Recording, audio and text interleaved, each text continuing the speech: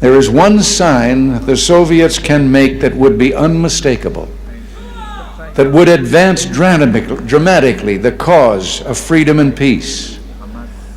General Secretary Gorbachev, if you seek peace, if you seek prosperity for the Soviet Union and Eastern Europe, if you seek liberalization, come here to this gate. Mr. Gorbachev, open this gate.